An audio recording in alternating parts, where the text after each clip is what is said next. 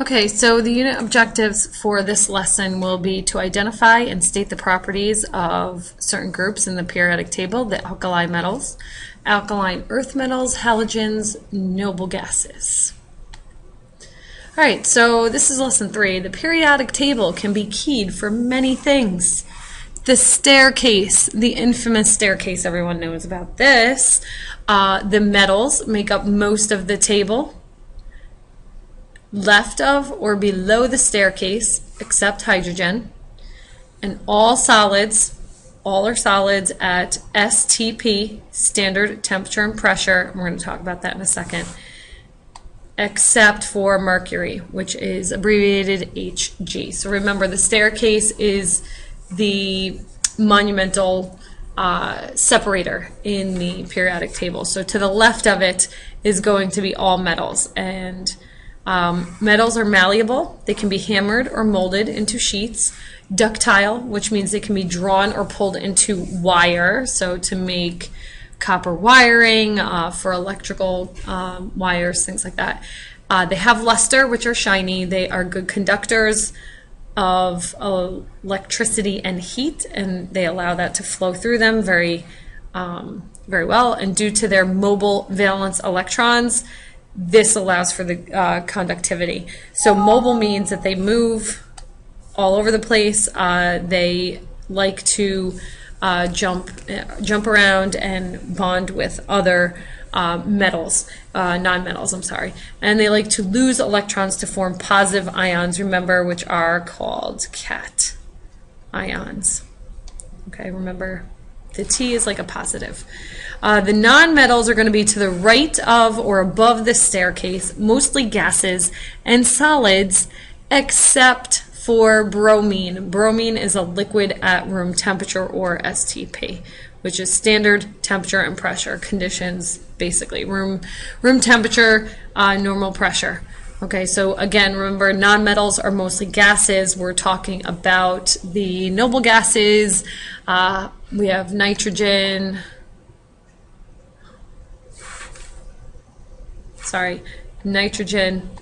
oxygen, fluorine.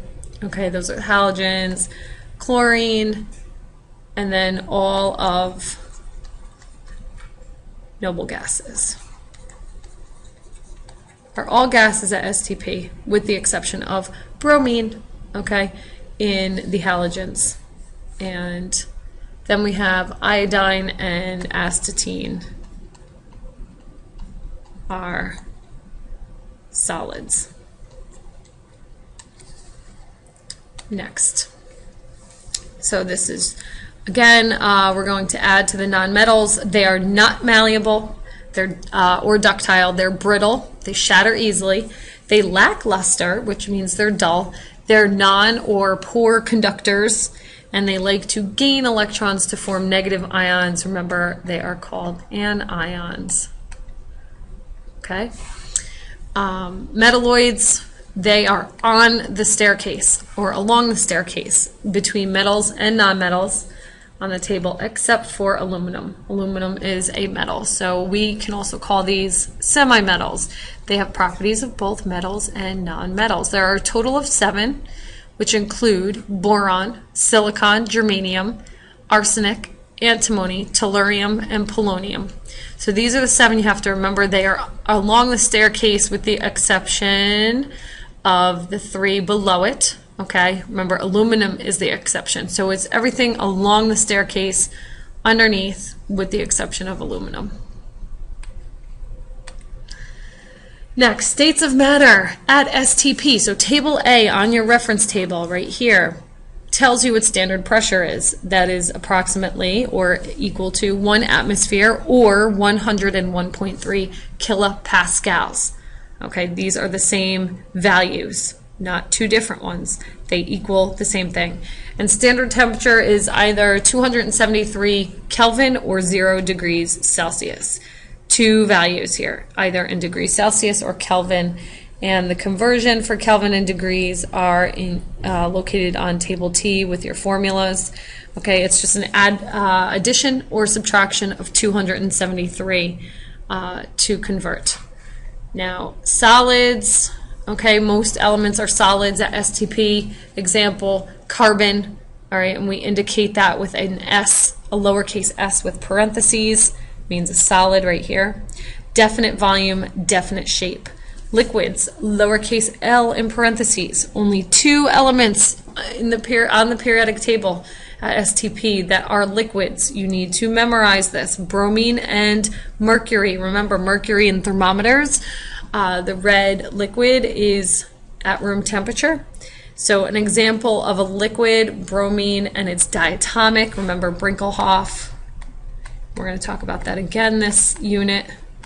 Okay, but all of these elements have to be written with a 2 as a subscript. They're diatomic, have to have 2 in order to exist stably in nature. So this is a liquid, Br2. Definite volume, takes the shape of the container.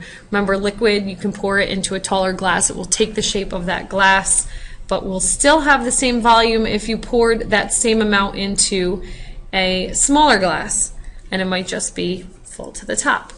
If we talk about gases now, lowercase g in parentheses, and we have the hydrogen, nitrogen, oxygen, fluorine, chlorine, and all of group 18, and I just said this before. So here's an example. We have neon, and we indicate that it's a gas at STP with the lowercase g in parentheses. So we need to put that there. No definite volume, and will fill their container. So if you're thinking about the oxygen or the air that we breathe, it is filling the entire room, and it goes wherever it can. Okay, gases are very mobile, and the particles are all over the place, random motion, and will just fill whatever it is in. Diatomic elements, here we go. Brinkelhoff, woohoo, 7-Up. Okay, and I'm going to show you how you can remember where they are on the periodic table, but we can also call these Siamese twins, identical atoms. Elements that can't exist alone in nature. They travel in pairs, too unstable to stand alone. So we need to make sure that there's 2 identical atoms bonded together in order to exist in nature. There are 8 of them, and you must memorize this. Again, use the 7-Up trick or Brinkelhoff to remember. Include the following elements written: N2, O2, F2, Cl2, Br2, I2, and then they make the shape of a 7. And the up means to go up to the top of the periodic table to hydrogen to indicate H2. Example, nitrogen when by itself can only exist as N2. You will never see nitrogen by itself. And that's the bell. Okay, so we're going to continue, and sorry about that bell, guys. All right, so here is the 7-Up little diagram that we do. So we have nitrogen, oxygen, fluorine, chlorine, bromine, and iodine. So here's your 7, and then we look up to the hydrogen, and there's your H for H2. So it's a good way to remember that 7-Up, or just remember Brinkelhoff, okay, diatomic elements. Next, allotropes. So this was the word that I told you guys you didn't need to know from Unit 2, but this is now Unit 3, and we do need to know this. So allotrope is one of 2 or more different forms of an element, nonmetal, in the same phase, but with different formulas and different physical and chemical properties. So they are the same element, just different number of those atoms in the molecule or the compound, and they will have different physical and chemical properties, but they'll be in the same phase, generally nonmetals. So allotropes of oxygen, examples, O2, which is elemental oxygen, remember Brinkelhoff, so it has to be O2. And then we have O3, which is the ozone, and the ozone layer is what protects us from the UV rays. It is currently depleting, but it is another form of oxygen. And then we have allotropes of carbon, graphite, which is in your pencil, and diamonds. They're both carbon, pure carbon, but different forms, so they have different properties. You notice, right, graphite is black and it writes. Diamonds don't leave marks, okay? They're nice and shiny and beautiful and worth lots of money. Bling bling. So anyway, so notice the difference, graphite and diamonds, okay? But they're both pure carbon. So I'm going to show you some images of allotropes of carbon. More specifically, I mean, we all know what diamonds look like in graphite. There's a buckyball and nanotubes and things like that. So I'm going to show that to you in 1 second. Okay, so here we have some images just to give you an idea of how they're different. They're just made up of more carbon atoms. So we have your Buckminster fullerene, which is called a buckyball. Diamonds, graphite, and then the 1010 tube, or they also have a nanotube, which is made up of 9 helix structures. Okay, so we have this 1, 2, 3, 4, 5, 6, 7, 8, 9, 10, and they're all attached in cyclic rings. Okay, and it looks like it's a tube-like structure if we had a 3D image.